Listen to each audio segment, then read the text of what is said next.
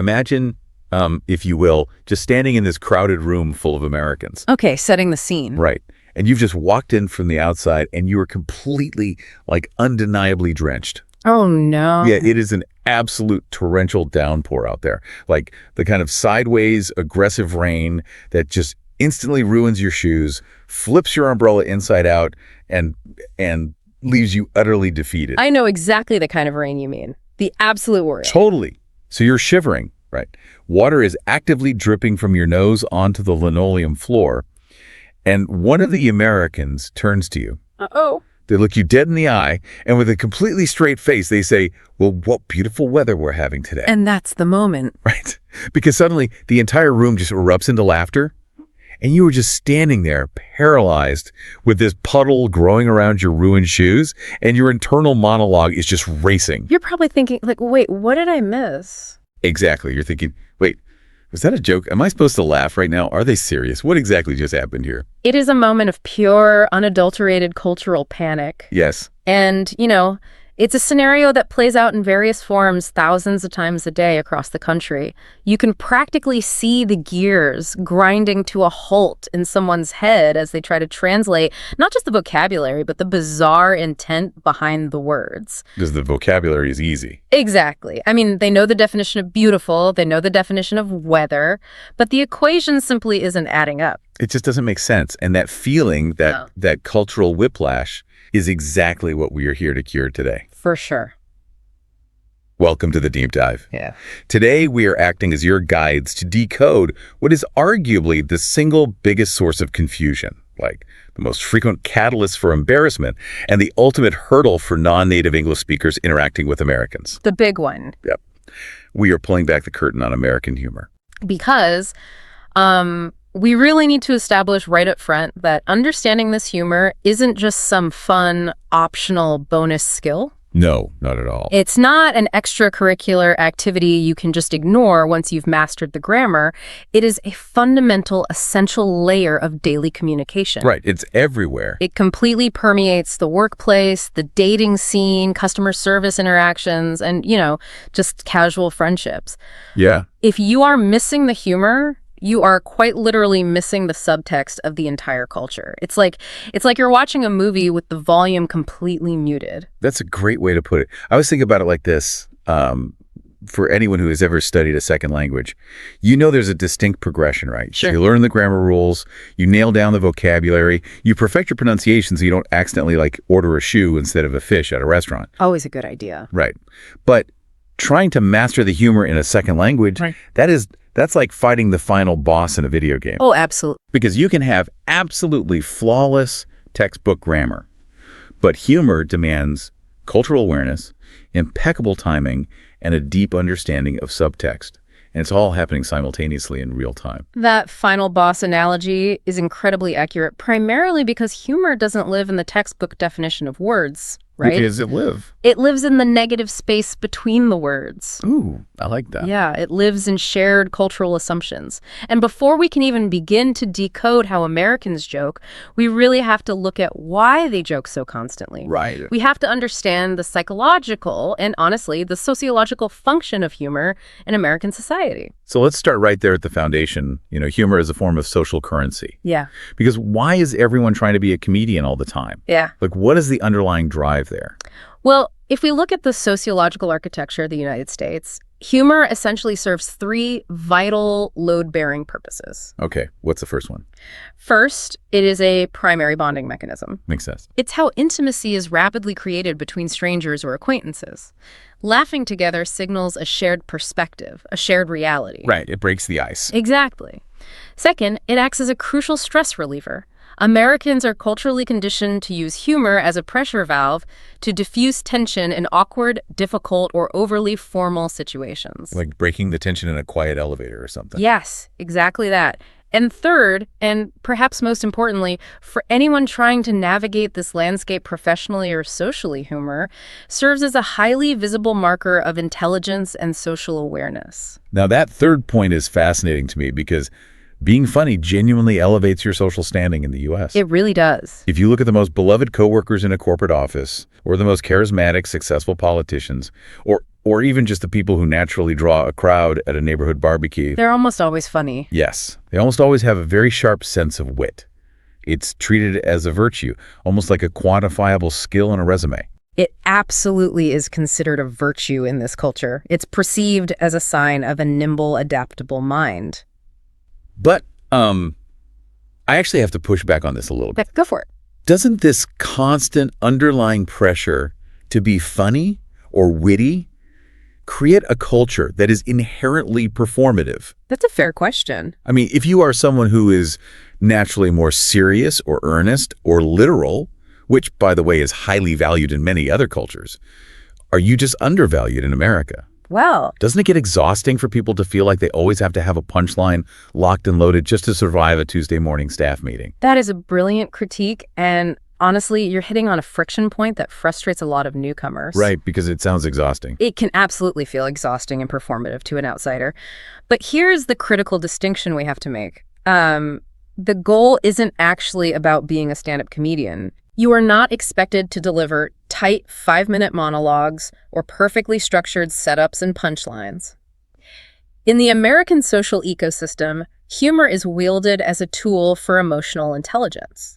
How so? Like, what does that actually look like? Well, it's a way of proving that you can read the room. Ah, okay. It shows that you understand the emotional temperature of the people around you and that you have the interpersonal skills to put others at ease. So it's less about the joke itself. Exactly. It's Yeah. far less about making people fall out of their chairs laughing and much more about signaling, I am safe, I am socially aware, and we are on the same page. When someone makes a light joke before a stressful presentation, they aren't auditioning for a comedy club, you know? They are trying to regulate the nervous systems of everyone in the room. I am safe. I am socially aware. Wow, that completely changes the paradigm. It does, doesn't it? It really does. It's not about getting a Netflix special. It's about greasing the wheels of social interaction.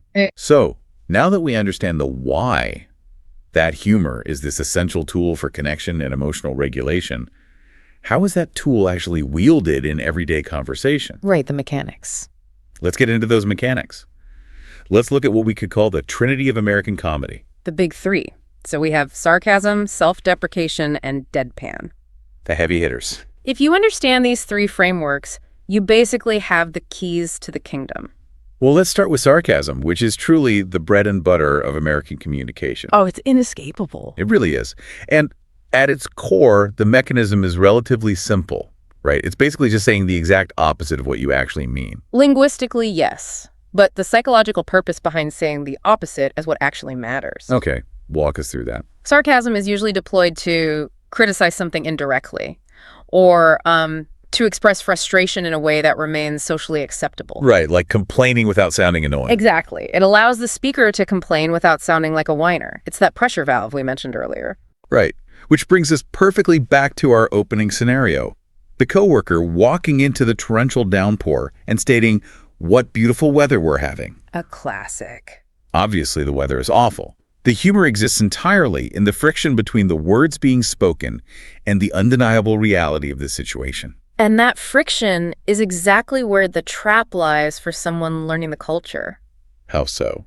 Well, if you miss the sarcasm and you take that statement literally and you respond with earnestness saying something like, actually, the weather is quite terrible, it's raining very hard, and your shoes are ruined. Which is true. It is true, but you instantly shatter the illusion. You completely ruin the energy of the interaction. And the most brutal part of that cultural misstep is that no one is going to correct you. Never. They aren't going to pull you aside and gently explain, hey, just so you know, I was doing a linguistic trick called sarcasm. No, they're just going to exchange awkward sideways glances with each other, maybe shuffle their feet, and the conversation will just kind of painfully bleed out. Yeah, you will just be left completely in the dark as to why the warmth suddenly vanished from the room. Precisely.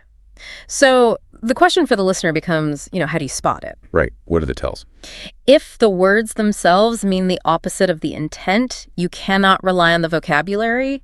You have to hunt for the physical and auditory cues. Okay, auditory cues first. Sarcasm is heavily dependent on vocal modulation. Often it's a flat, kind of dragged out, monotone delivery. Like, great. Exactly. Alternatively, it can swing wildly in the other direction into highly exaggerated fake enthusiasm. Ooh, I do that one. Right. For example, oh, great, another 3-hour budget meeting. The tone is doing like 90% of the communication there. And you also have to watch the face. Yes. You're looking for smirks, you're looking for eye rolls, maybe a raised eyebrow. And linguistically, they're actual tells, right? Definitely. Look for the unnatural addition of filler words that amplify the fake sincerity. Words like obviously, or clearly, or totally. Yes, the tone. If someone says, I totally love sitting in bumper-to-bumper traffic for 2 hours, that word totally is the giant neon sign pointing to the sarcasm. It's basically a linguistic wink. It tells the listener, do not take the rest of this sentence seriously. Okay, so that's sarcasm. Now, moving to the second pillar of the trinity, self-deprecation. Ah, yes. This is the act of voluntarily making oneself the punchline of the joke. A self-burn. Exactly. And the goal here is to appear humble, relatable, and distinctly non-threatening to the group hierarchy. I see this happen constantly. Let's say you are in the office break room, you go to pour a cup of coffee, your hand slips, and you end up spilling it all over the counter, the floor, and your own shirt. A nightmare. A total mess. The immediate American reflex is to sigh and say something like, well, that is incredibly on brand for me. I can't function before my second cup, and apparently I lack the motor skills to even acquire this second cup. It's an instant defense mechanism. And it's a brilliant defense mechanism, sociologically speaking. What's fascinating here is the psychological pivot the speaker is making. What do you mean by a pivot? Instead of letting the room sit in the awkwardness of your mistake or, waiting for someone else to judge you, you preemptively take ownership of the embarrassment. Oh, I see. You beat them to the punch. Exactly. You transform it into a moment of shared amusement. By lowering your own status temporarily, you actually demonstrate supreme confidence, which ironically makes everyone else feel more comfortable and secure around you. That is so counterintuitive, but so true. Yeah. But this is where I think a lot of people stumble. It is a very fine line, isn't it? Oh, incredibly fine. Because I've seen self-deprecation go incredibly wrong. It is an agonizingly fine line, and crossing it completely changes the dynamic of the room from amusement to deep, uncomfortable concern. Okay, so what is the rule? The cultural rule of thumb for self-deprecation is this. You must only joke about, clumsiness, having a terrible sense of direction, or being a notoriously bad cook. For instance, joking that you are such a culinary disaster that you burn water. Right. Everyone laughs at that. That is charming humility. Everyone can relate to a minor kitchen fail. So where does it cross the line? It becomes alarming when you self-deprecate about your core competencies, your deep psychological insecurities, or serious personal issues. Oh, yeah. That gets dark fast. Very fast. Yeah. If you make a minor spelling mistake on a presentation at work and say, I am honestly terrible at this job. I have no idea why they hired me. I'm a complete fraud. Yikes. Right? That does not relieve tension. That creates an immense, suffocating discomfort. Because nobody knows what to say to that. Exactly. People don't know if they should laugh nervously or call HR to get to a mental health counselor. It forces the people around you into the uncomfortable position of having to validate you or comfort you, which is the exact opposite of what a joke is supposed to do. Okay, so keep it light and peripheral. I am a disaster before coffee. Good. I am a disaster of a human being. Very bad. Exactly. Keep the stakes low. That makes total sense. Okay, let's look at the third pillar, deadpan or dry humor. Yes. This one fascinates me because it's almost like anti-comedy in its presentation. It is the deliberate, calculated removal of all tonal and facial cues. It really is the ultimate test of the listener's awareness. Think of it as a game of linguistic chicken. Huh. Linguistic chicken. In sarcasm, you give them a wink with your tone. In deadpan, you give them absolutely nothing. You strip away all the helpful markers. I was actually reading this fascinating example the other day that perfectly illustrates this. Oh, share it. Okay, so you casually ask a coworker how their weekend was, expecting the usual, oh, it was relaxing response, right? Standard small talk. Standard. Instead, they look at you with a totally blank, intensely serious expression and say, oh, not much. Solved world hunger, reorganized a sock drawer by color gradient, and finally taught my cat to file my taxes. It's so good. It's hilarious. Yeah. But they don't crack a smile. Right, because the mechanism of deadpan humor relies 100% on the absurd contrast between the extreme seriousness of the delivery and the utter ridiculousness of the content. There is no smirk. None. There's no exaggerated sigh. The speaker maintains complete composure. You are daring the listener to process the words and find the joke hidden inside them on their own. It's like a linguistic magic trick. Yes. The speaker is actively hiding the joke to see if the listener is clever enough or attentive enough to find it. And if you miss it, if you take them at face value and say, wow, how did you get your cat to understand the complexities of the federal tax code? Which would be an amazing trick. Right. But if you say that, the magic trick failed, and you're the one who ends up looking a bit foolish. Exactly. And this reliance on subtle cues leads us to a very modern, very massive complication. Which is? Well, we've just spent all this time talking about how crucial tone, facial expressions, and vocal delivery are for sarcasm and deadpan to work. Right. So what happens when we strip all of that physical context away? How do Americans communicate this incredibly nuanced humor when they are just staring at a glowing rectangle? Yes. Oh, this is such a huge point, because so much of our communication now is entirely text-based. All of it. Slack messages, emails, endless group chats, Reddit threads. How on earth do you convey this stuff without a voice or a face?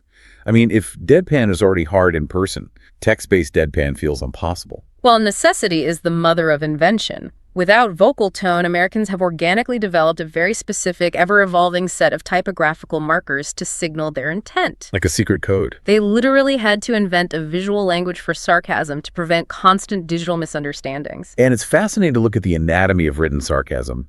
Like the most explicit one, which originated in developer communities and forums like Reddit, is the /dash tag. Ah, yes. The /us. Right. You make a wildly controversial or incredibly sarcastic statement, and you just put a little S at the end of the post. It basically acts as a universal, undeniable disclaimer, like, hey, I am being sarcastic. Please do not start an internet war with me. It's the digital equivalent of holding up a neon sign. Totally. But the more subtle markers are where it actually gets interesting. Like what? Excessive capitalization is a major one. Oh, yes. If someone types, "What a brilliant idea," the capitalization of brilliant mimics the exaggerated vocal stress we talked about earlier. It forces the reader's inner monologue to emphasize the word sarcastically. Then you have quotation marks. Yep. If someone says, that meeting was really helpful, those quotes are basically doing the physical work of rolling your eyes. Exactly. But my absolute favorite, the one that I think is completely taken over digital communication, is the upside-down smiley emoji. Ah, the upside-down smiley. It is a masterpiece of digital communication. It really is. It has evolved into the ultimate symbol of passive-aggressive sarcasm and quiet despair. Let's explore the psychology of this little yellow face, because it is deep. Let's do. If you text a colleague, hey, I need you to completely redo that report by 5 p.m., and they reply, sure, no worries at all, and then they add that upside-down smiley. Oh, they absolutely have worries. They are practically overflowing with rage and worries. Yes. It's like the emoji is screaming, I am smiling for the sake of professionalism, but my world is upside down. Everything is on fire, and I am actually incredibly annoyed.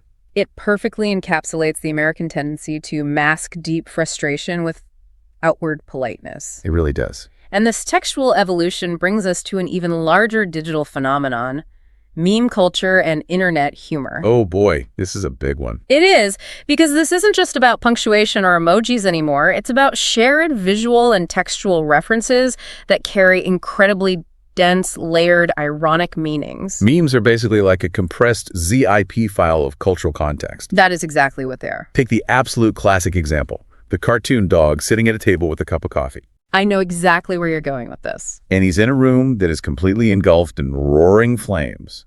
And he is just smiling blankly, saying, this is fine. The ultimate meme. That single image has become a foundational piece of American communication. People use it to express that incredibly specific feeling of pretending everything is perfectly under control when your world or, your massive project at work is actively collapsing around you. And what's crucial to understand about the mechanics of this is that these memes often transition from the visual to the purely textual over time. What do you mean? Well, you don't even need to send the picture of the dog anymore. Oh, right. Just typing the phrase, "this is fine," in a high-stress Slack channel invokes the entire image and all of its emotional subtext in the mind of the reader instantly. It's a shared shorthand. Or look at the linguistic formats that migrate from platforms like TikTok into everyday speech. Like the prompt, tell me you're blank without telling me you're blank. Right. Tell me you're from New York without telling me you're from New York. And the response might be, I consider a 30-minute subway commute with 3 transfers and a broken escalator to be a delightfully short trip. Yes. And the humor lies in identifying highly specific, stereotypical behaviors that prove an identity without ever explicitly stating the identity itself. It's a game of deduction. But wait, if digital humor is mutating that fast, it feels incredibly easy to accidentally use the wrong meme, the wrong tone, or an outdated reference and just completely alienate yourself. Oh, it happens all the time. Or worse, deeply offend someone.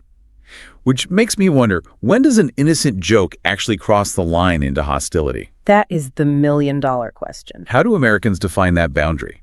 Because the rules of engagement seem incredibly treacherous. They are, and the most delicate area to navigate here is the distinction between teasing and bullying. Okay, let's break that down. In American culture, teasing is a highly paradoxical expression of trust and intimacy. It runs completely counter to what you might expect if you come from a culture that strictly prioritizes formal respect. So teasing is good. Well, the safer an American feels with you, the more they will gently mock you. Okay, I have an example of this, but I want to push back on the concept first. Right. Let's say you do a terrible job parallel parking your car. You're way over the line, you're up on the curb, it's a disaster. We've all been there. An acquaintance might politely say, oh, tricky spot. But your best friend will look at it and say, wow, did you let a blindfolded monkey take the wheel? A classic best friend response. Right. Now, you say this is intimacy, but I have to challenge that. In many cultures, insulting a friend's competence, even as a joke, is a severe loss of face. It's deeply disrespectful. It is, in many places. Are you saying an American would actually feel alienated or distant if their close friends were unfailingly polite to them? Yes, exactly. That is a brilliant observation. If an American's closest friends were suddenly treating them with rigid, formal politeness, the American would immediately assume they had done something wrong and that the friendship was in jeopardy. In this culture, formal politeness is often used as a shield to keep strangers at a distance. Tearing down that shield through teasing is an intimacy test. So the insult is the test. Right. By insulting your driving with the blindfolded monkey comment, what they are actually communicating on a subtextual level is, we are close enough that I can say this absurd thing, and we both know our bond is strong enough to survive it. That is fascinating. So the insult is actually the proof of the friendship. Exactly. But there is a vital, non-negotiable golden rule that governs this dynamic, and violating it is what turns teasing into bullying. Okay, what's the rule? The rule is punch up, not down. Okay, unpack this punching up concept for us. How do you know what direction you're punching? It means you only tease about things that are safe, mutual, and relatively inconsequential to a person's core identity. Like the parking. Exactly. You can ruthlessly tease a friend about their historically terrible fantasy football team or their bizarre, inexplicable obsession with a cheesy reality TV show. Safe targets. Right. But you never, ever tease about their accent, their physical appearance, their financial situation, or their deep-seated insecurities. You punch up at safe, chosen targets, like their hobbies, never down at vulnerable traits they cannot control. That's a crucial distinction. And crucially, the teasing must be a two-way street. If one person is always the target and never dishes it back, that is not humor. That is hostility disguised as a joke. Hostility disguised as a joke. That is a chilling but very accurate phrase. It happens more than you'd think. And that perfectly transitions into what is arguably the most complex environment for humor. The workplace. Oh, the workplace is a minefield. Let's talk about power dynamics, because this is where a bad joke can literally cost you your job or destroy a team's morale. If we look at the organizational psychology of humor, in a corporate setting, humor must flow laterally, meaning between peers of equal status, or upward, meaning from an employee to a boss. Okay. It should almost never flow downward. Why is downward humor so dangerous? I mean, if a boss is just trying to be one of the guys, why can't they tease their employees? Because of the inherent coercion baked into the power dynamic. Oh, I see. If a boss makes a sarcastic joke about a subordinate's slow work, saying something like, "Glad you could finally join us," when they hand in a report, the employee doesn't experience that as a joke. No, they panic. They experience it as a threat to their livelihood. And because the boss controls their salary, their promotions, and their daily life, the employee feels intensely pressured to laugh, smile, and pretend it was funny. So it's basically forced laughter. Exactly. It strips the employee of their autonomy and creates a deeply toxic environment. So what should a leader do? Just be a humorless robot dispensing tasks? Not at all. Good leadership uses humor constantly, but they use self-deprecation to build what organizational psychologists call psychological safety. Okay, give us an example. A great manager makes jokes at their own expense to show the team that making mistakes is survivable and human. For example, a boss might admit in a serious all-hands meeting that they once accidentally addressed a critical company-wide email to the dead team instead of the dear team. Oh my gosh, dead team. Right. By offering up their own embarrassing high-stakes mistake, they lower the tension in the room and make the team feel safer about bringing up their own errors. That is a legendary typo, dead team. I love that.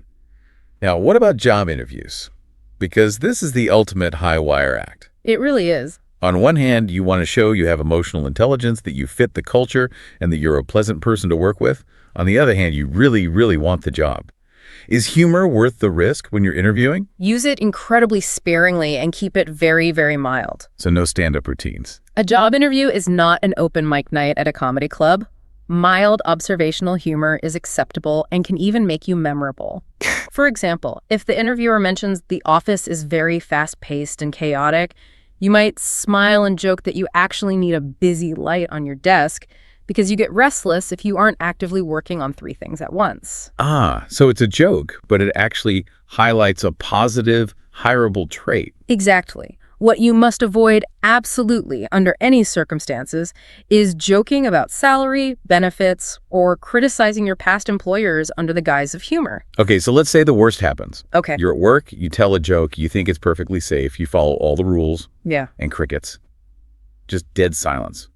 Or worse, a look of mild offense. What is the protocol for a crashed joke? The instinct for many people, especially high achievers or language learners, is to panic and start frantically explaining the joke. Oh yeah, you see, it's funny because... Exactly. They think, oh, they just didn't understand the vocabulary. Let me break down the linguistic pun for them. Which never works. Never. The cultural rule here is do not be a joke explainer. In the American social ecosystem, dissecting a failed joke instantly sucks whatever remaining oxygen is left out of the room. It makes it agonizing. So what do you do? If it flops, acknowledge it quickly, humbly, and move on. Say something like, tough crowd today, or, well, I'll just see myself out, and immediately change the subject. Take the loss gracefully. But what if the situation is reversed? What if someone offends you? Because the social landscape in the U.S. has changed dramatically, even just in the last 10 years. It has evolved significantly. Jokes that relied on cheap stereotypes about marginalized groups, which might have passed without comment in a 1990s sitcom, are now widely and correctly recognized as harmful and unacceptable. Absolutely. If someone crosses a line in a casual setting, the trap a lot of outsiders fall into is feeling obligated to fake a laugh just to keep the peace. Right, because you don't want to cause a scene. You do not have to do that. Let the awkward silence do the heavy lifting for you. Silence is a profoundly powerful communicator in America. It signals disapproval louder than words. Just let the silence hang there. Yes. In a workplace setting, however, if a joke crosses into harassment, discrimination, or hostility, you bypass the awkward silence entirely and report the behavior to HR.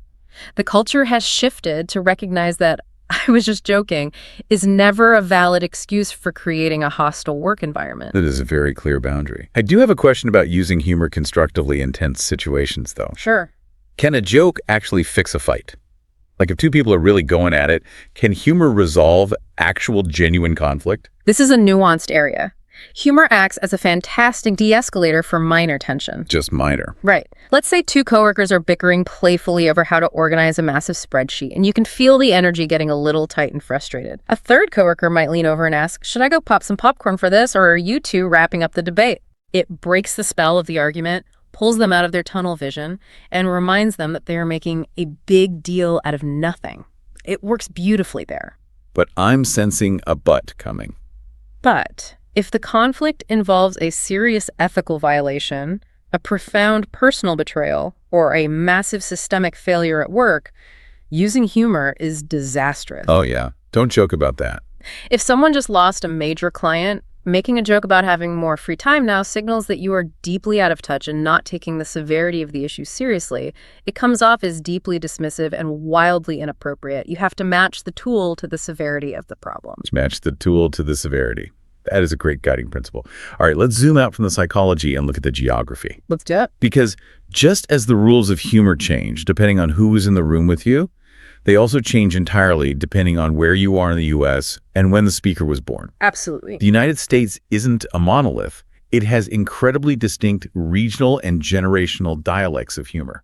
And these dialects can be as distinct as entirely different languages. Let's start with geography, because the sheer vastness of the United States guarantees divergent cultural evolution. Where to first? If we look at the Northeast, places like New York, New Jersey, Boston, the humor reflects the environment.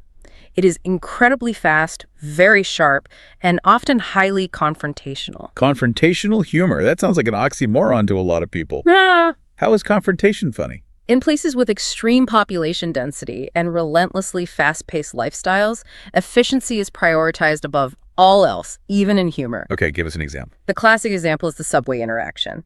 Someone bumps into you hard on a crowded New York subway train. Instead of waiting for an apology or politely saying, "Excuse me," a New Yorker might immediately snap, "Please take my entire personal space. I clearly wasn't using it." Wow. It's aggressive, it's instantaneous, and it uses heavy sarcasm as a weapon of boundary enforcement. It's funny to them because it releases the tension of living on top of millions of other people. That is so profoundly different from the American South. Oh, night and day. If you pull that aggressive, fast-paced sarcasm on a subway in Atlanta, people won't know what to do with you. They'll just think you're incredibly rude. Exactly. Southern humor is almost the exact opposite. It's slower. It's deeply rooted in narrative and storytelling, rather than rapid-fire one-liners. And it has this incredible, legendary tradition of the polite insult. The quintessential example being the phrase, "bless your heart." Yes, bless your heart. To a non-native speaker, that sounds like a lovely, caring, perhaps slightly religious sentiment. But down south, it acts like a linguistic Trojan horse. You gladly let the compliment through the gates, only to realize hours later there was a devastating insult hiding inside. Exactly. Someone does something incredibly foolish, and the response is, "Oh, he tried to fix his own roof with duct tape and fell into the living room. Bless his heart." It is so perfect. It is a culturally sanctioned, elegant way of calling someone an absolute idiot while maintaining complete plausible deniability of your own politeness. It's a brilliant piece of linguistic camouflage. Now, if we travel up to the Midwest states like Ohio, Minnesota, Wisconsin, we encounter a comedic dialect built entirely on stoicism, understatement, and an almost pathological desire to avoid making a fuss. The Midwestern understatement is legendary. It really is. The ongoing joke is that a Midwesterner could be standing on their front lawn watching their own house actively burn to the ground, flames shooting 50 feet into the night sky, and they would turn to their neighbor, put their hands in their pockets and say, "Well, that's not ideal." Exactly. The humor is derived from the massive, absurd gap between the catastrophic severity of the situation and the extreme mildness of their reaction. Right. And of course, the Midwest is also famous for the social ritual of the 45-minute goodbye. Oh, yes. The long goodbye. Where people announce they're leaving the party, but then stand in the doorway making small jokes and discussing the weather for another hour because leaving too quickly feels aggressively rude. And then we travel all the way to the West Coast, specifically California. This is the land of laid-back, hyper-aware meta-humor. West Coast humor often turns inward, playfully satirizing the region's own stereotypes about wellness culture, spirituality, tech bro intensity, and self-absorption. Right. It frequently blurs the line between sincerity and satire to the point where you aren't sure which is which. Like a Californian friend might text you to cancel dinner plans and say, "I'm so sorry I can't make it. Mercury is in retrograde, and my aura reader said I shouldn't consume solid foods or be around negative energy today." Very standard text. And you're left staring at your phone, completely baffled, wondering, are they doing a bit? Is this a clever joke about California culture, or do they actually genuinely believe this? And that very ambiguity, the fact that you can't tell, is the joke. It's a very specific hazy vibe. But geographical regions aren't the only boundaries we have to map. The generational divides in humor are arguably even wider, and they're shifting faster than ever. And this is where it gets really complex. This is where I feel like I need a translator on a daily basis. Let's break this down chronologically, starting with the baby boomers. Baby boomers generally prefer highly structured comedy. In their dialect, there is a clear, identifiable setup and a clear, distinct punchline. You know exactly where the laugh is supposed to happen. Predictable. Yes. They also have a deep, enduring appreciation for wordplay and puns, which younger generations often actively reject as cliché. The classic dad joke format. I told my wife to stop impersonating a flamingo, so I had to put my foot down. Right. Setup. Punchline, pun. It's a neatly packaged comedic transaction. Precisely. Now, move to Generation X. This is the generation that came of age in the 80s and 90s, heavily influenced by grunge music, economic shifts, and a heavy dose of cultural skepticism. The slackers. Their humor is drenched in cynicism, detachment, and a kind of world-weary irony. Gen X is the generation of the sarcastic, exhausted eye roll. Cool. You give them terrible news at work. Hey, the client wants to rewrite the entire project by tomorrow, and the response is just, it's deadpan. Cool, cool, cool. Just add it to the pile. It's a humor of endurance and low expectations.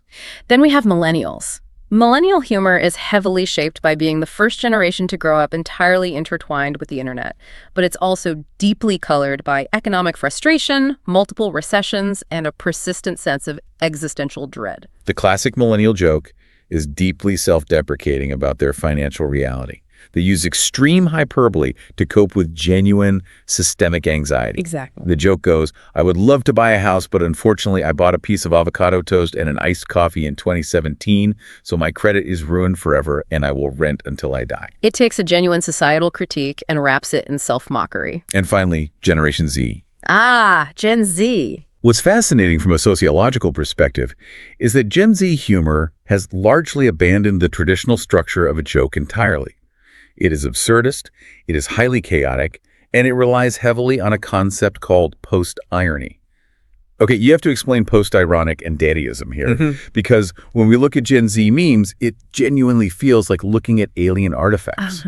Nothing makes logical sense. To understand post-irony, you have to realize that Gen Z grew up in a culture that was already saturated with Gen X irony and millennial sarcasm. Okay. When irony becomes the default setting of a culture, how do you rebel against it? You loop back around. So what does that look like? Post-irony happens when a statement is simultaneously a joke and completely sincere, and neither the creator nor the audience is entirely sure which is which. Furthermore, their humor embraces anti-humor, or digital daddyism, a total rejection of the logical setup and punchline structure of their parents. Like the classic example of the blurry chair meme. A teenager takes a completely random, out-of-focus, low-quality picture of a plastic patio chair. And the only caption is the lowercase word he, just H-E. And millions of teenagers on TikTok will find that to be the funniest, most profound thing they've seen all week. Exactly. It is digital daddyism. Daddyism was an art movement that rejected reason and logic in favor of nonsense as a reaction against the modern world. Gen Z humor does the same thing. So the chair isn't the joke. The joke isn't the chair. The joke is that there is no joke, and the fact that we are all staring at a blurry chair looking for meaning is the absurd part. It is a shared rebellion against structure. So when you look at all of this, the geography, the generations, it really comes down to constant code switching. Oh, absolutely. Constant. You are continuously assessing your audience. You wouldn't drop a Gen Z absurdist he meme in a formal email to your baby boomer boss in a Midwestern accounting firm. It would be catastrophic. They would think your computer had a virus. You have to adapt your comedic dialect to the specific room you are in. Which is the true mark of cultural fluency. And that brings us to the final phase of our deep dive. The masterclass. Yes. We have covered the psychological theory, the digital environment, the unwritten rules of engagement, and the demographics. Now, let's give you, the listener, the ultimate tools for practical, advanced application in the real world. Let's put it all together. Let's start with what is widely considered the crown jewel of conversational comedy, the callback. Why is this specific technique considered the absolute hallmark of sophisticated humor? A callback is structurally simple but incredibly effective for building relationships. It is the act of explicitly referencing a joke, a passing comment, or an event that occurred much earlier in the conversation, or even days or weeks earlier. Okay. It's powerful because it demonstrates two highly valued traits: simultaneously active, sustained listening, and the mental agility to recognize an unexpected pattern and bring it back seamlessly. I love the story of this in an office setting. Let's say it's Monday morning, and your colleague Dave comes into the break room complaining that he was so tired he completely burnt his breakfast toast to a crisp. Poor Dave. Right. It's a brief, funny moment, everyone chuckles, and the week moves on. 2 days pass, it's Wednesday afternoon. Dave stands up in a board meeting and delivers a flawless, incredibly complex, analytical report to the executive team. He crushed it. After the meeting, as you're packing up your laptops, you lean over to Dave and say, well, clearly, your cooking skills do not reflect your analytical skills. That is a perfect textbook callback. It works so well. It's brilliant because it isn't just a generic joke. It's a genuine compliment disguised as a tease. More importantly, it proves to Dave that you were actually paying attention to his mundane story 2 days ago. It weaves a thread of shared history into the relationship. It is an instant, profound rapport builder. It shows attentiveness and wit all at once. Now, to close out our guide, we need to talk about slang. We have to. Because if you walk into an American office or go to an American party, you are going to hear an entirely distinct vocabulary used to express amusement. And to explain this, let's just imagine a single, chaotic Monday morning at the office. Let's hear it. Let's say you're standing by the desks and your coworker Sarah comes rushing in late.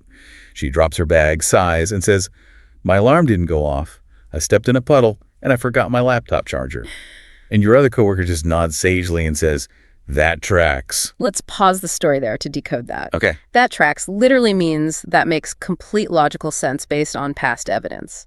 But is almost always used humorously to react to someone's minor misfortune or chaotic life. Like, of course that happened to you. Right. It's a gentle way of saying, yes, given your usual luck or clumsiness, this sequence of events is entirely mathematically probable. Exactly. So then Sarah opens her phone and reads an email from the building manager. She gasps and says, "Tell me why they are testing the fire alarms at 2 p.m. on a Monday. The audacity." 2 phrases here. First, tell me why. This is not an actual request for information. Sarah does not want you to explain the building manager's maintenance schedule. No, she's just mad. It is a rhetorical setup designed to express sheer disbelief or humorous frustration. She's inviting you to share in her outrage. And this second phrase. And then she says, the audacity. This is about dramatic, theatrical outrage over something relatively trivial. You are blowing a tiny annoyance like a fire drill out of massive proportion for comedic effect. You're pretending it's a profound personal insult. So the morning continues. The boss walks in. He's wearing a remarkably sharp, brand new, tailored suit, drinking a green smoothie and looking incredibly intense. Sarah whispers to you, "Okay, it's giving CEO energy today." It's giving is a massive piece of Gen Z slang that has crossed over into mainstream use. It is shorthand for "it has the vibe of" or "it is emitting the energy of." So it's an assessment? You use it to instantly, humorously categorize an aesthetic or an attitude. It's a rapid-fire cultural assessment. Then, to break the tension, you tell Sarah a hilarious story about your weekend. It's so funny that she doubles over, wiping a tear from her eye, and wheezes, "I'm dead. I'm literally crying." Now, this is crucial. We have to explain why this slang evolved. Why do Americans say, "I'm dead," when they are clearly alive? Right. This is linguistic hyperbole, and it evolved heavily because of the internet. Because digital text is inherently flat and devoid of vocal emotion or laughter, users were forced to rely on extreme life-or-death hyperbole to ensure their amusement actually registered through the screen. That makes total sense. Saying "that is funny" wasn't enough. You had to say, "I am deceased." That digital hyperbole has now bled backward into spoken conversation. It is the highest compliment you can pay a joke. The hyperbole compensates for the digital flatness. Finally, to wrap up the morning, Sarah points at you. She notices you are drinking a massive energy drink and says, "I don't trust people who drink that much caffeine before 10 a.m. They are completely unhinged." And you, holding your drink, look at her and say, "I feel personally attacked." A beautiful concluding piece of self-deprecation. Thank you. You use this when someone is generally describing a negative, silly, or chaotic trait to the room, and you suddenly realize they are accidentally describing you perfectly. It's a funny, disarming way of admitting guilt while playfully acting like a victim. I use that one constantly. Yeah. Honestly, I feel personally attacked by how accurate this entire breakdown of American psychology has been today. Well, that tracks. See? Look at us applying the lessons in real time. All right, as we wrap up this massive deep dive, let's crystallize the core takeaways. Let's do it. If you are navigating the minefield of American humor, start slow. Use safe observational humor as your entry point. Train your ear and your eyes to spot the cues of sarcasm, the flat tones, the exaggerated words, the upside-down smiley face in your texts. And remember the power dynamics. Yes. Understand that utilizing humor effectively isn't about being a clown. It requires an immense amount of emotional intelligence, reading the room, and understanding power dynamics. And above all, do not be afraid to simply ask for clarification if a joke doesn't land for you. so true. Leaning in and asking, wait, were you being sarcastic just now? Yeah. Is always better than faking a laugh and feeling totally disconnected from the people around you. Knowledge is most valuable when it's understood and actively applied. Think of humor as just another vocabulary. Once you learn the syntax, the history, and the psychology behind it, you can stop observing and start actually joining the conversation. But before we let you go, we want to leave you with a final provocative thought to chew on.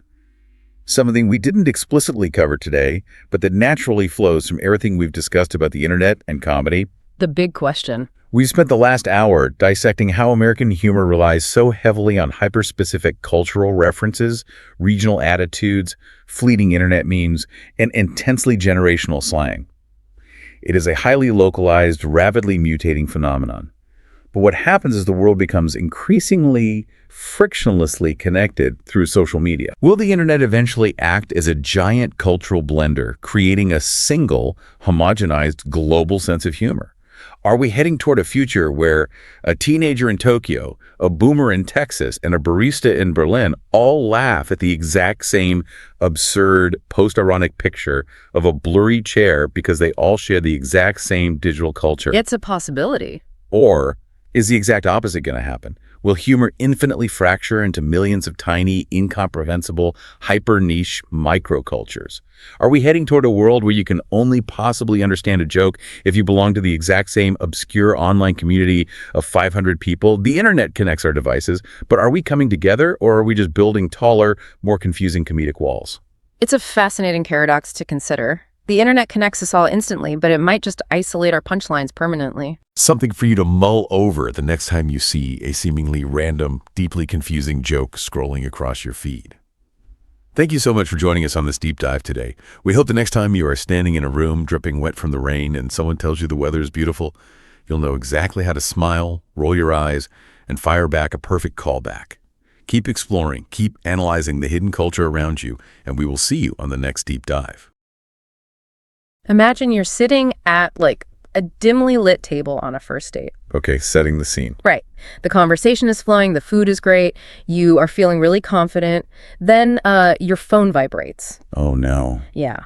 It's a text from your boss about a project, and it just says, "That's fine," with a single hard period at the exact end of the sentence. Ouch. That is brutal. Right. But wait, at the exact same moment, the barista across the room makes this highly sarcastic, slightly aggressive joke about your incredibly complicated coffee order. A classic American service interaction. Exactly. And then your date, trying to be playful, just casually drops a joke about their therapist. Wow. Okay, so that's a lot happening all at once. It is. In the span of about 30 seconds, if you're navigating American culture, you are suddenly walking through 3 distinct, completely invisible minefields. And if you're relying on just, a standard language textbook to get you through them, you're absolutely going to step on a landmine. 100%. Welcome to a brand new deep dive. If you're listening to this, you're probably someone who already has the basics down, right? You're curious, you're navigating complex social or professional environments, and you want to actually understand the unwritten rules of human interaction. Because a textbook, it gives you the vocabulary, sure, but it completely strips away the context. Yeah, it teaches you how to construct the sentence, but it leaves you entirely blind to the actual social matrix you just walked into. Right, you don't want to just exchange robotic pleasantries. You want to connect. Yeah. But you also, you don't want to be overwhelmed by dry academic theory. Exactly. And today we have an incredible stack of source material to help you decode this matrix. We are looking at a remarkably rich, advanced English learning transcript. It's specifically an extended Part 2 breakdown. But let's set the record straight immediately. This is absolutely not a grammar lesson. Not even close. What we're looking at here is essentially like an anthropological goldmine. It really is. It's a meticulously detailed breakdown of the complex, unspoken social contracts that govern American humor. Right. We aren't just looking at what makes people chuckle. Our mission today is to reverse engineer American culture itself. Okay, let's unpack this. Because by the end of this deep dive, you're going to understand how humor operates not just as entertainment, but as a defensive shield. A highly tuned social weapon, too. Yes, and a sophisticated flirtation device, and ultimately the absolute final test of cultural fluency. We have a massive amount of ground to cover. We really do. And we have to start in the deep end because the material immediately pushes us into one of the most paradoxical areas of human psychology. You're talking about the human instinct to laugh at the exact things that terrify us the most. Exactly. Gallows humor. Dark comedy. Laughing right in the face of the abyss. This is the act of finding humor in subjects that, polite society generally considers entirely off limits. Death, illness, trauma, catastrophic failure. Now, obviously, dark humor exists everywhere. It's a universal human trait.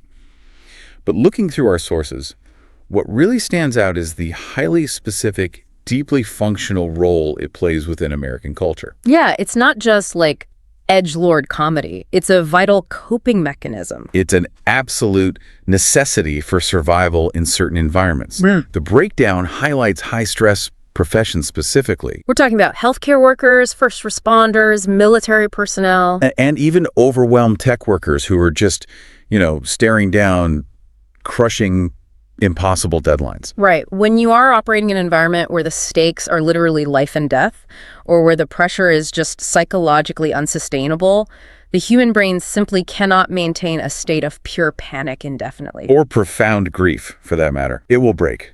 So the humor becomes the pressure release valve. I look at this and I immediately think of a massive, high-powered steam engine. Ooh, that's a good analogy. Yeah, if you just let the pressure build and build, eventually the boiler explodes, the machine destroys itself. Dark humor is the valve. And the source material gives this incredibly vivid, kind of bleak example. Picture a nurse. They've just finished a brutal, chaotic 12-hour shift in an understaffed hospital. Right. They walk into the break room, look at a colleague, and just deadpan. Well, I survived another 12 hours of keeping other people alive while slowly dying inside from exhaustion. It's a devastating sentence if you take it literally. Truly, it's awful. But in that specific room, between those two specific people, it functions as a lifeline. By acknowledging the genuine, harsh reality of the hardship, the physical and brutal emotional toll of the job, and repackaging it as a joke, they're releasing that built-up steam. It's a shared recognition of suffering. But, and this is a massive neon flashing, but you cannot just walk into any room and open that pressure valve. Absolutely not. If you open a steam valve and point in the wrong direction, someone gets severely burned. Our material outlines a strict golden rule for dark comedy in America, and it all comes down to directionality. It's the concept of punching up versus punching down. This is the invisible boundary that separates a coping mechanism from outright cruelty. So what's the actual rule of engagement here? Well, you are allowed to joke about your own personal suffering, or about universal existential human fears that threaten everyone equally. That is punching up or punching inward. Right. So if I'm the one working the terrible shift, I can make the joke about dying inside. Exactly. Or if someone has survived a terrible illness, they have earned the right to make a dark joke about that illness. They own the real estate of that tragedy. They're taking aim at the universe or the absurdity of the system or at their own misfortune. But the moment you make a dark joke about someone else's specific localized pain, especially if you haven't experienced it yourself, you're punching down. You're targeting a vulnerability. Right. And at that point, it ceases to be humor. It just becomes an attack. It demonstrates a complete lack of social intelligence and empathy. It's the difference between like sharing the weight of a heavy box and just dropping that box on someone's foot and laughing at them. That's spot on. Which brings us to another incredible example from the text that shows how Americans use shared cultural history to punch up at the universe. Oh, this one is fascinating. Okay, imagine you have had an absolutely catastrophic day at the office. The servers crashed. A major client is threatening to leave. Well, you spilled hot coffee all over your keyboard and your car won't start. A colleague looks at you and says, well, other than that, Mrs. Lincoln, how was the play? This is such a dense, fascinating cultural artifact. Wait, I want to pause here because if you don't know American history, that joke sounds like absolute gibberish. Who is Mrs. Lincoln? What play? Right, so it refers to the 1865 assassination of President Abraham Lincoln.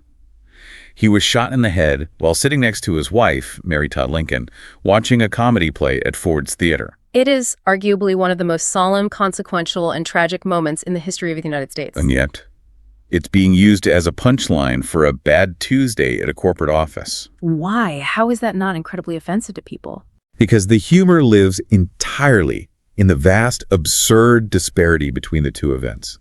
The person making the joke is not mocking the assassination of a president. Right, they're using the colossal scale of that historical tragedy to minimize the triviality of the office disaster. They're essentially saying, yes, your day was bad, but let's put it in perspective. At least you aren't Mary Todd Lincoln at Ford's Theater. It forces a perspective shift through extreme hyperbole. But this raises a huge question for me. If a massive chunk of American dark humor is built on these foundational pillars of shared historical trivia, does that mean you can never truly be funny in America unless you have memorized their history books? The transcript we're analyzing addresses this directly, and the answer is yes. Cultural immersion is an absolute prerequisite. Wow. This is why fluency is not just a vocabulary test. Language is deeply intertwined with cultural memory. If you don't know the historical reference, the pop culture phenomenon, or the underlying tragedy, you literally cannot decode the joke. You'll just stand there confused. Okay, so since we're firmly in the territory of historical context and cultural memory, let's trace the lineage. Let's look at the historical cousins of American English. Right. How does American humor differ from British humor? Because from the outside, they speak the exact same language. But the underlying comedic operating systems feel completely, fundamentally incompatible. They share the same linguistic tools: irony, wit, sarcasm. But the philosophy behind how those tools are wielded diverges wildly. The source material categorizes this divergence into two main areas: scale and subtlety. Let's look at the British side first. British humor is fundamentally understated. It thrives in the shadows. It leans incredibly heavily into subtlety, and it's usually driven by a deep, prevailing undercurrent of pessimism. Right, the joke is almost buried. You have to actively dig for it. The text gives this perfect example of British understatement. A British person might be standing in front of a building that is completely engulfed in roaring flames, an absolute objective catastrophe. And they will calmly turn to you and describe it as a bit of a kerfuffle or slightly inconvenient.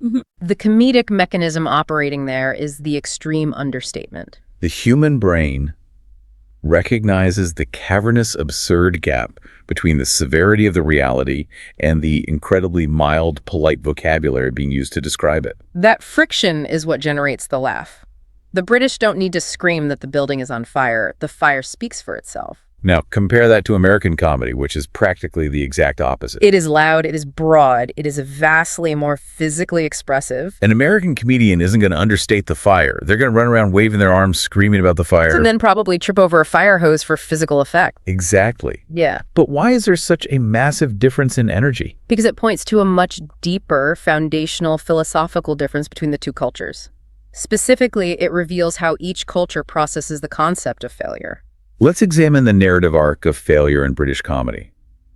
Very often, the protagonist starts the story as a loser, a failure, or a deeply flawed individual. And when the story ends, they are still a loser. They are still trapped. There is a very British, resigned acceptance of mediocrity.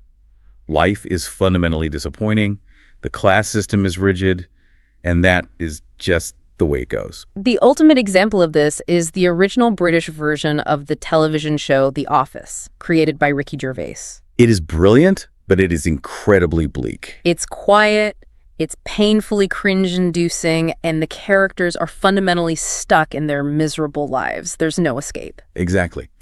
Now, look at the American adaptation of The Office, starring Steve Carell.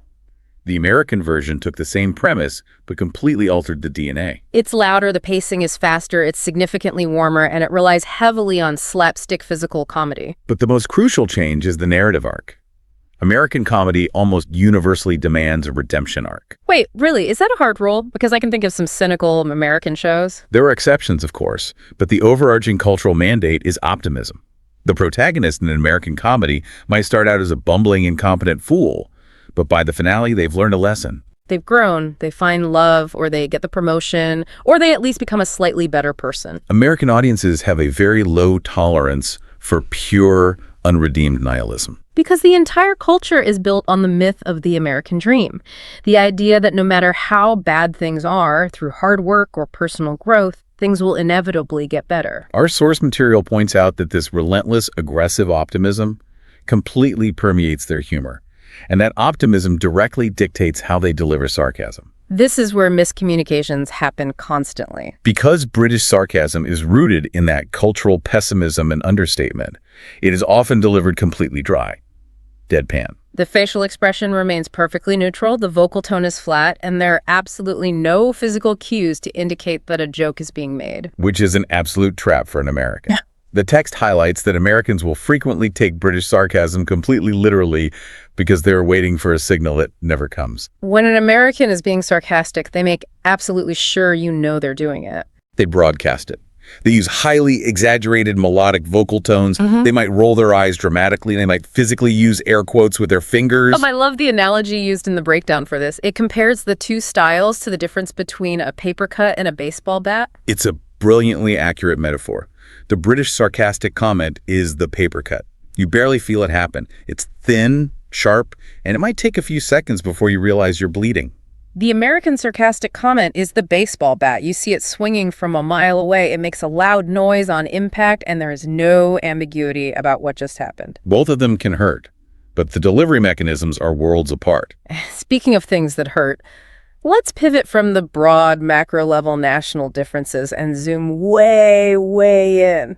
Let's step onto the most intimate, terrifying, high-stakes battlefield in human existence: interpersonal relationships and dating. This is where humor completely ceases to be just entertainment. It becomes a critical evolutionary survival tool. The stakes could not be higher. When we look at American dating culture, humor is consistently, overwhelmingly rated as the single most attractive quality a person can possess. Survey after survey confirms this. A good sense of humor is always at the top of the list. But the source material reveals a fascinating, deeply ingrained asymmetry in what that phrase actually means. Yes, this blew my mind. A good sense of humor means wildly different things depending on who you're asking. The research cited in our deep dive indicates that for a majority of women, a good sense of humor in a partner is defined by production. They want a partner who can actively generate laughs. Someone who is witty, quick, and can make them laugh reliably. Conversely, for a majority of men, a good sense of humor is defined by appreciation. They aren't necessarily looking for a partner who produces the comedy. They're looking for a partner who is a receptive audience to their comedy. A producer versus an appreciator. That is a wild, volatile dynamic to bring to a first date. It means that when two people sit down for coffee or dinner in America, they aren't just having a conversation. They are engaging in a highly complex, subconscious social performance. The producer is trying to demonstrate their wit. The appreciator is trying to demonstrate their validation of that wit, all while silently evaluating if they actually find any of this genuinely funny. And because of that intense pressure to perform, the type of humor chosen on a first date is critical. It's a delicate balancing act of showing personality without showing instability. The material provides a perfect contrast of two specific first date scenarios. Imagine you are at a restaurant. The waiter comes over, clears the plates, and asks if you would like to see the dessert menu. You smile, look at your date, and say, "I really shouldn't, but my therapist says I need to say yes to more things, so Absolutely. Bring the menu." That is the gold standard of a first date joke. It hits every single required note perfectly. It's light, it's observant, and it's slightly self-deprecating. But what I find really interesting is the mention of the therapist. 30 years ago, mentioning therapy on a first date would be a red flag. Totally. But the source notes that in modern American culture, mentioning therapy in a joking manner is actually a flex. It is. It signals self-awareness. It says, I have flaws, but I am actively working on them, and I am secure enough to joke about it. It reveals vulnerability without dumping actual trauma on the other person. Now, contrast that highly successful, calibrated humor with a catastrophic overshare. You sit down, the date asks how your week was, and you immediately say, well, my last 3 relationships ended in complete disaster, and my ex literally told me that dating me was like watching a car crash in slow motion, so I'm just hoping to make it through appetizers. That is a conversational grenade. But wait, why? Among a group of close friends who have known you for 10 years, that might get a massive laugh. It's honest, it's dark, it's funny. Why does it fail so spectacularly on a first date? Because it completely violates the fundamental law of interpersonal humor. The depth of the joke must match the depth of the relationship. Oh, that makes sense. First date humor must remain in the shallow end of the pool, observational, light, and leaning toward the optimistic. Heavy, trauma-based humor requires a deeply established foundation of trust and safety. If you deploy a joke about your toxic relationship history before establishing that safety, the other person's brain doesn't process it as a joke. They process it as a threat assessment. You appear unstable and lacking in boundaries. Okay, so avoiding trauma dumping is step 1. But the material also gets into the mechanics of flirting itself, specifically playful teasing. The text explicitly states that in America, teasing is a primary form of flirting. If your date says they love a specific, mildly embarrassing pop band, and you mock gasp and say, "Oh no, we were getting along so perfectly until you admitted that, I think I have to leave," that is flirting. But it's an incredibly dangerous tightrope walk. Why? Because the linguistic structure of a tease is identical to the linguistic structure of a genuine insult. You are literally telling someone you disapprove of their taste. So how do they know you're joking? Micro-responses. To successfully signal that your tease is safe and flirtatious, you must pair the hostile statement with overwhelming physical cues of warmth. You have to maintain sustained, soft eye contact. You must have a genuine smile. Your vocal tone needs a specific melodic lift. You are layering a hostile sentence with physical metadata that translates to, "I'm comfortable enough with you to play a game of pretend hostility." And you have to be scanning their face like a radar system the entire time. If their smile drops for a microsecond, if their lips tighten, if they physically lean back in their chair, you have miscalculated. You cross the invisible line from playful banter into genuine criticism, and you have to instantly deploy the parachute. I'm totally kidding. I actually love that band. The source material argues that the ability to read and react to those micro-responses is the ultimate dividing line between social intelligence and social oblivion. Which serves as the perfect bridge into the much darker, more insidious side of these social dynamics. Because if playful teasing is the act of using pretend hostility to create genuine connection, what happens when people reverse the formula? What happens when they use pretend kindness to deliver genuine hostility? Oh, I know exactly where we're going. We're entering the realm of the backhanded compliment. These are the linguistic daggers of the American workplace, competitive social circles, and tense family dinners. A backhanded compliment is an insult wearing a very cheap disguise of praise. Let's dissect the specific examples provided in the breakdown. Imagine a colleague looks at what you are wearing to the office and says with a bright smile, "You are so brave to wear that outfit." The word brave is technically positive. We celebrate bravery. But the hidden payload, the actual meaning of the sentence, is the implication that your outfit is so wildly inappropriate, bizarre, or unflattering that it requires immense, reckless courage just to step out the front door wearing it. It is absolutely brutal. Here's another classic formulation. You look really great for your age. The primary clause, "you look really great," is a compliment. But the modifier, "for your age," instantly annihilates the praise. It sets a baseline expectation that people your age naturally look terrible, and you've simply managed to narrowly avoid the default state of physical decline. Or consider the academic or workplace version. "I really wish I could be as relaxed about deadlines as you are. I'd be so stressed out." That one makes my blood boil just hearing it. Because the translation is so clear. You are lazy, you do not care about your work, you should be panicking, and the fact that you aren't proves you are irresponsible. Yeah. It is pure, concentrated, passive aggression. So as the recipient of these attacks, what is your maneuver? Well, according to the source, you shouldn't get angry, which I struggle with. If someone attacks me, my instinct is to defend myself. But if you get angry, you lose. Passive aggression is a trap designed specifically to make you react emotionally. If you snap back, you look defensive, irrational, and overly sensitive, while the attacker gets to play the victim and say, "Whoa, relax, I was just giving you a compliment." Their attack succeeded. Right. They have plausible deniability. Yeah. So the material suggests what it calls the oblivious approach. It says that when someone delivers a backhanded compliment, you should accept the statement entirely literally. You strip away the hidden insult, focus only on the surface level praise, smile warmly, and say, "Thank you so much. That is so kind of you to say." It is a masterclass in conversational martial arts. It really is. But wait. I have to push back on this. If someone essentially calls me lazy and irresponsible, and I just smile and say thank you, don't I just look like an idiot? Doesn't it look like the insult just went completely over my head and they won? I know it feels counterintuitive, almost like surrender. But let's analyze the actual power dynamic shifting in that moment. Passive aggression relies entirely on a shared, unspoken agreement. Yeah. I will insult you subtly, and you will understand the insult, but be unable to call me out directly. By utilizing the oblivious approach, you are refusing to sign that social contract. You're playing dumb on purpose. Exactly. You deny the attacker the neurochemical reward of seeing you rattled. You absorb their momentum and neutralize it. By forcing the interaction to remain polite, you back them into a corner. They now have only two options: They can either drop the attack entirely, or they have to escalate and state the insult plainly and directly. And passive-aggressive people are fundamentally cowards. They almost never want direct confrontation. By saying thank you, you maintain total emotional control of the situation.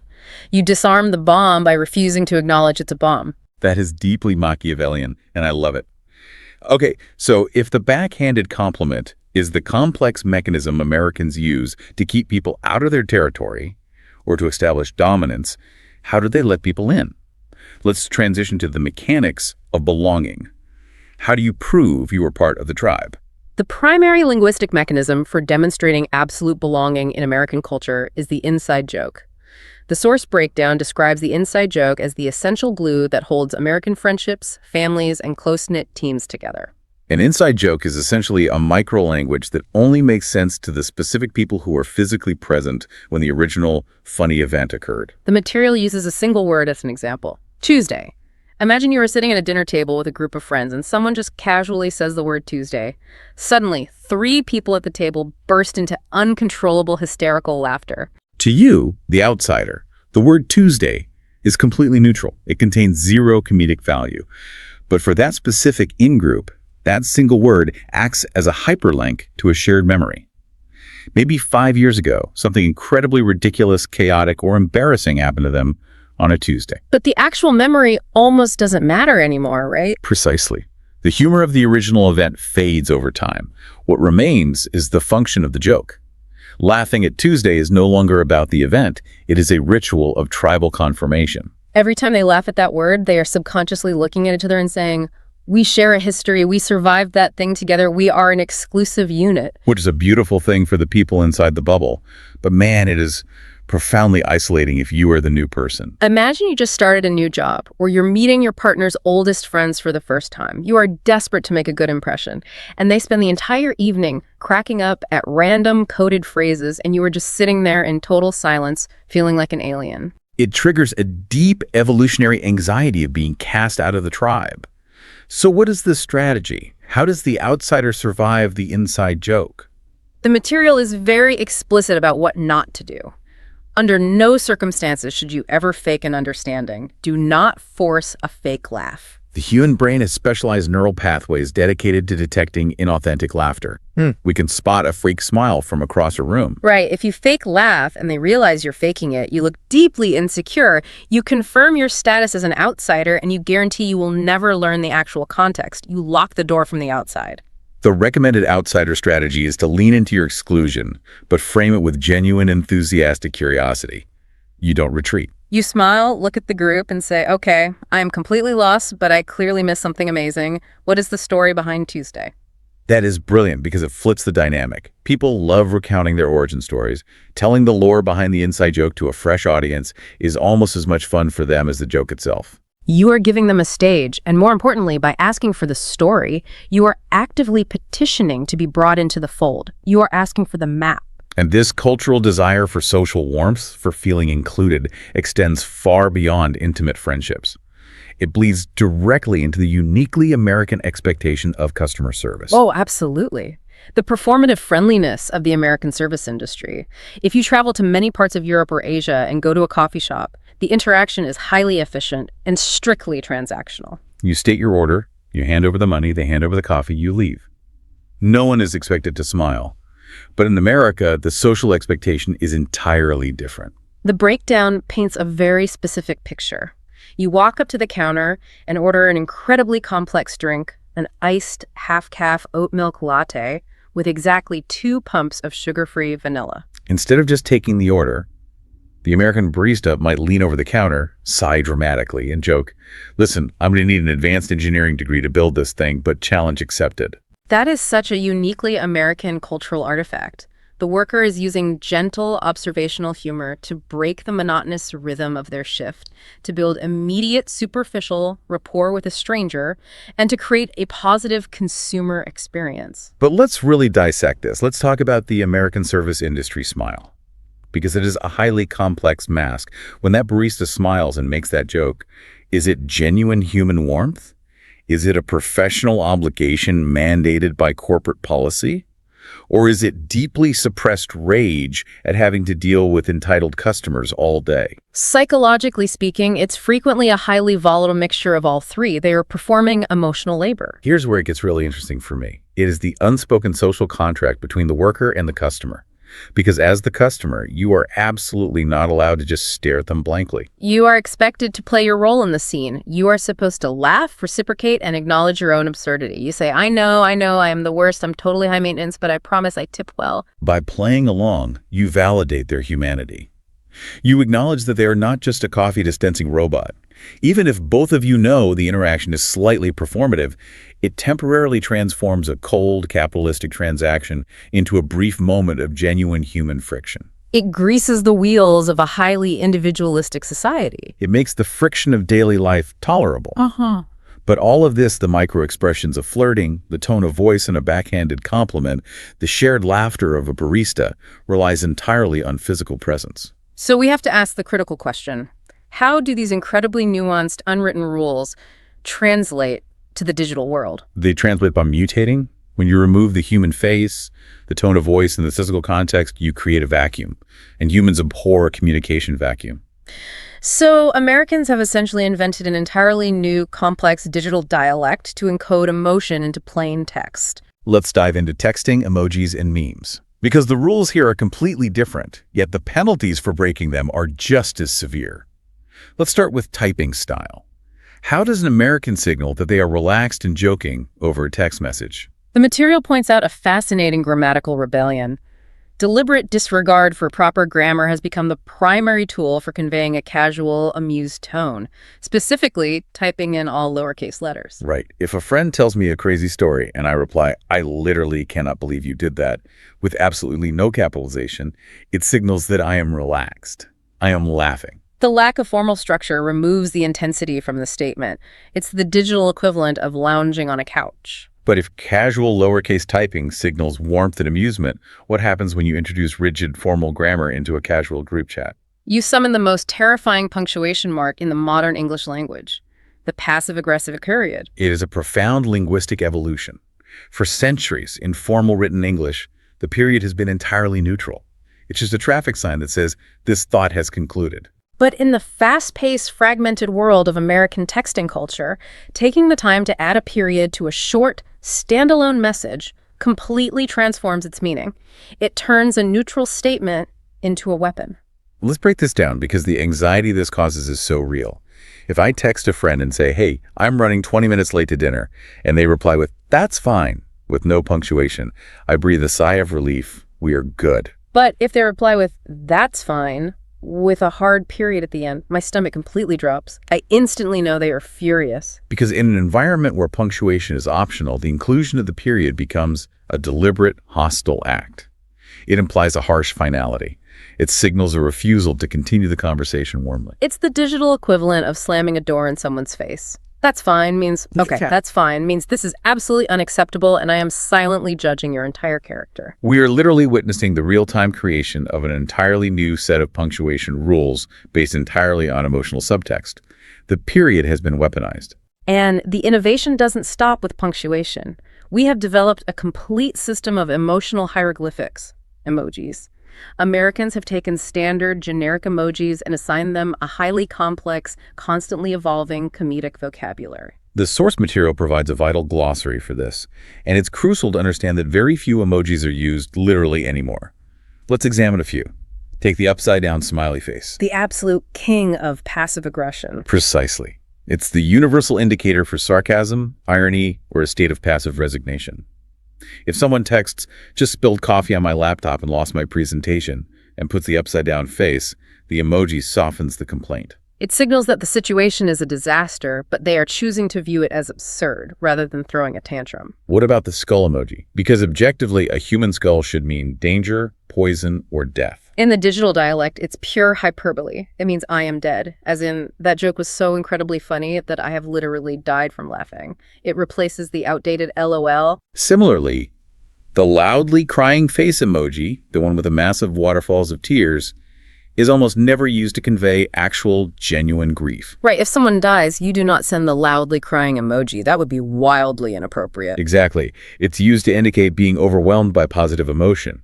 It means, I am crying with laughter, or this situation is so painfully relatable that it physically hurts me. Then you have the eyes emoji, just two cartoon eyes peering off to the side. That's the universal symbol for observing drama. It means, I am silently watching this chaotic situation unfold, or I see exactly what you are implying there. It's the digital equivalent of raising an eyebrow and sipping tea. And my personal favorite, the relatively new addition, the melting face emoji. The smiley face that is literally liquefying into a puddle. The melting face is a brilliant piece of emotional design. It perfectly encapsulates 21st century existential dread. It conveys a sense of being deeply flustered, entirely overwhelmed by circumstances, or wanting to sink into the floorboards out of sheer debilitating embarrassment while still trying to maintain a brave, smiling facade. It's the "this is fine" dog meme distilled into a single character. Which brings us to the final pillar of the digital dialect. Meme literacy. The source insists that understanding memes is no longer optional for cultural fluency. Memes are the shared cultural reference points of the internet age. They are the new idioms. It lists a few classic formats. The nobody, absolutely nobody, meme structure. You use this to highlight someone doing something completely unprompted, usually excessive or bizarre. Like, nobody asked for this, nobody needed this, but you did it anyway. Or the me at 3 a.m. meme. The me at 3 a.m. meme almost always features an image of someone doing something utterly useless, obsessive, or actively self-sabotaging when they should be sleeping. Staring at the ceiling, overthinking a conversation from 5 years ago, or eating shredded cheese out of the bag in front of the fridge. Or the classic expectation versus reality format, which simply juxtaposes a highly idealized, romanticized outcome with the grim, disappointing truth of the actual experience. But why does the breakdown argue that these are so vital? Why are silly internet pictures necessary for fluency? Because we have to look at the psychological function they serve. The modern world can be highly fragmented and deeply isolating. People feel uniquely broken or uniquely stressed.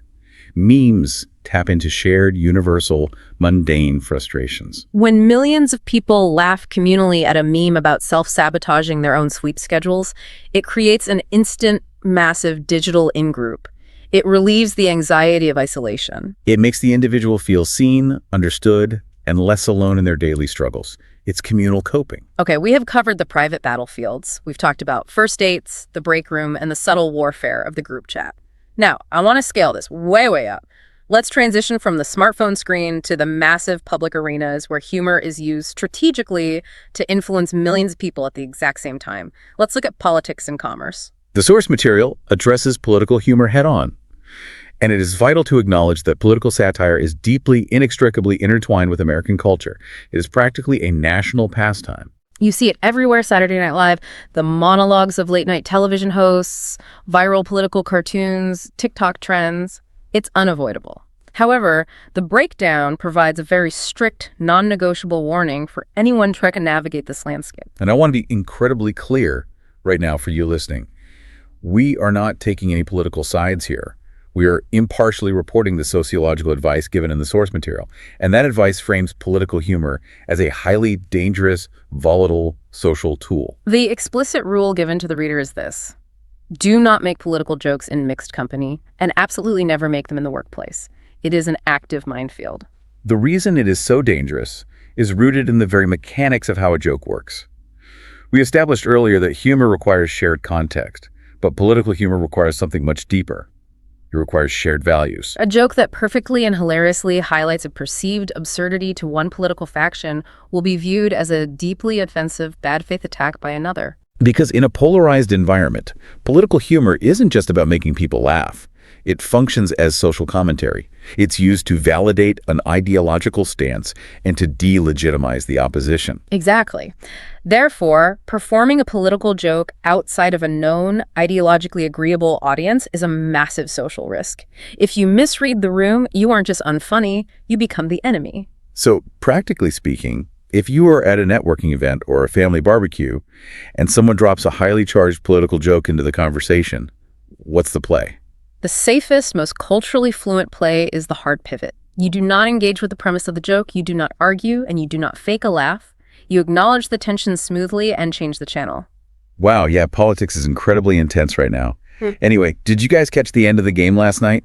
You defused the bomb by walking away from it. Let's move to a public arena that is much safer, but arguably even more influential. Advertising.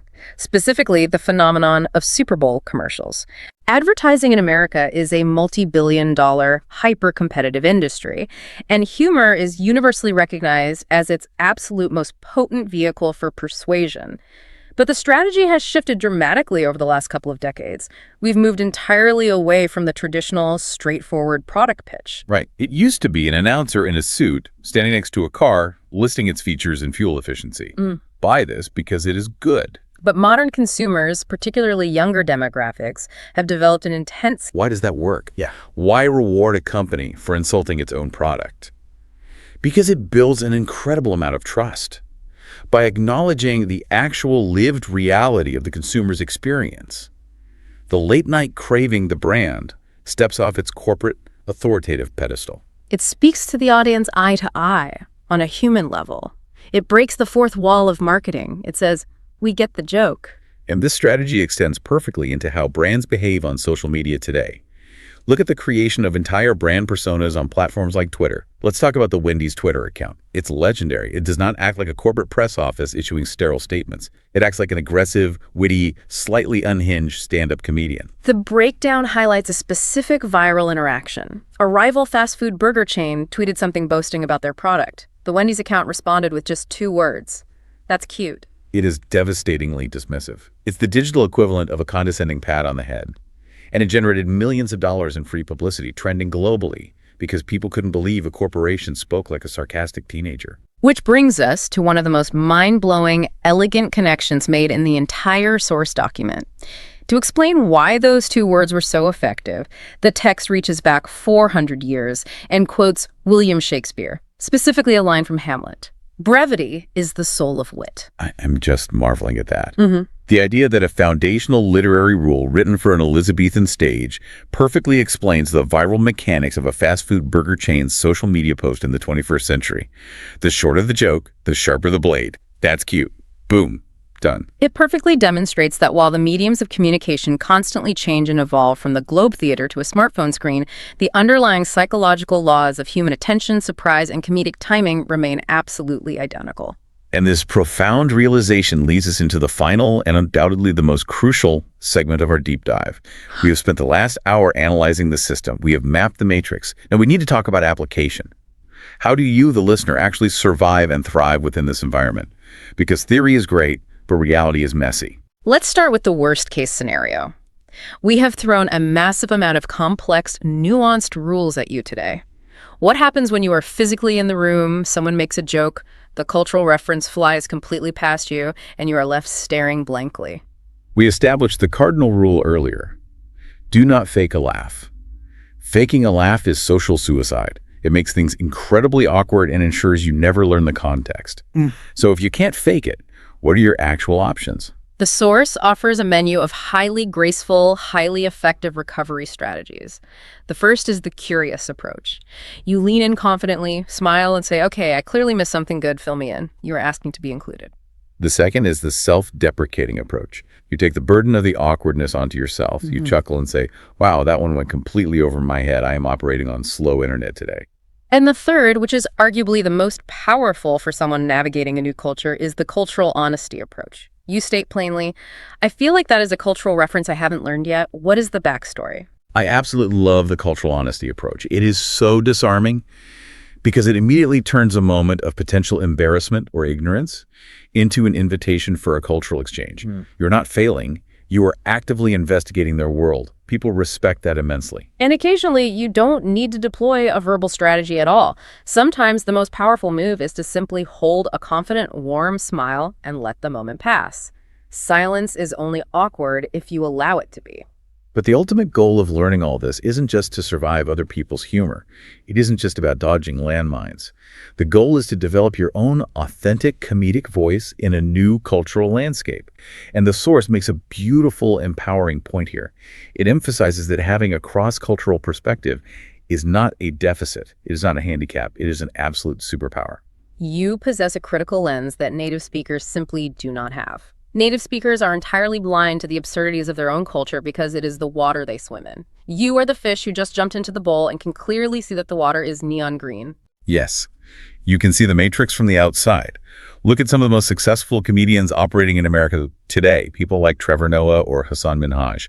They have built massive, highly influential careers entirely on this premise. They thrive precisely because they look at deeply ingrained American habits, politics, and absurdities with fresh, bewildered eyes. To help you harness this superpower, the source provides a highly practical, actionable framework for generating your own conversational humor. It's the "in my culture X, in America Y" formula. Let's break down the example given in the text because it is so sharp. The example is, in my culture, a mother saying "we'll see" means absolutely not. In America, a boss saying "we'll see" means no, but with a highly detailed follow-up email. It is a brilliant piece of observational comedy.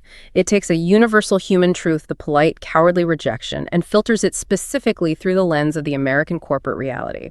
It shows that you understand the rules of both worlds and can play with the friction between them. So what does this all mean? We have talked about nurses using gallows humor, the pressure cooker of a first date, the hidden daggers of a backhanded compliment, the absolute terror of a period in a text message, and the viral philosophy of a burger chain. The source material leaves us with a profound, paradigm-shifting definition of what true fluency actually is. This is the core takeaway. True fluency is not passing an advanced grammar exam. It is not achieving flawless, accent-free pronunciation. According to the deep dive we just took, true fluency is the ability to connect. It is that magical moment when you can stand in a room full of people from a different background and make them genuinely laugh with spontaneous, natural humor. It means you have internalized the unwritten rules deeply enough that you can stop worrying about them and start playing with them. But to get to that level of play, you have to do the work. The expert advice from the material is clear and actionable. Study comedians who match your natural energy and disposition. Practice deploying your wit in low-stakes environments like group text messages with close friends. And most importantly, you must radically embrace the fact that sometimes you are going to bomb. You will bomb. Your joke will fall flat. The reference will fail. The room will go silent. And that is okay. It is mandatory. Everyone fails. Even the highest-paid professional comedians bomb on stage. The differentiating factor between a novice and a master is recovery. A professional simply recovers gracefully, acknowledges the silence with a smile, and moves on to the next thought. They do not let the fear of bombing prevent them from making the attempt to connect. What an absolute journey we have been on today. We started by examining the psychological weight of gallows humor, seeing how high-stress professionals use dark comedy as an essential shield against trauma. We explored the deep philosophical clash between British understatement and relentless American optimism, and how that shapes a simple sarcastic comment. We navigated the terrifying high-stakes waters of dating, the required micro-expressions of flirting, and the defensive martial arts required to disarm a backhanded compliment. We analyzed the digital dialect, revealing how the humble period has been weaponized into passive-aggressive artillery and why we need melting faces to express modern dread. And finally, we learned how to leverage an outsider perspective to build a unique, powerful comedic voice. To you, the listener, navigating this complex world, the knowledge contained in this deep dive is a distinct, measurable advantage.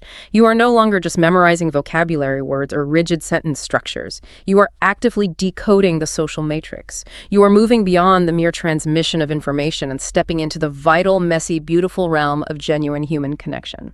And that leaves me with one final, lingering thought for you to mull over as you go about your day. We are currently living in an era defined by rapid technological acceleration.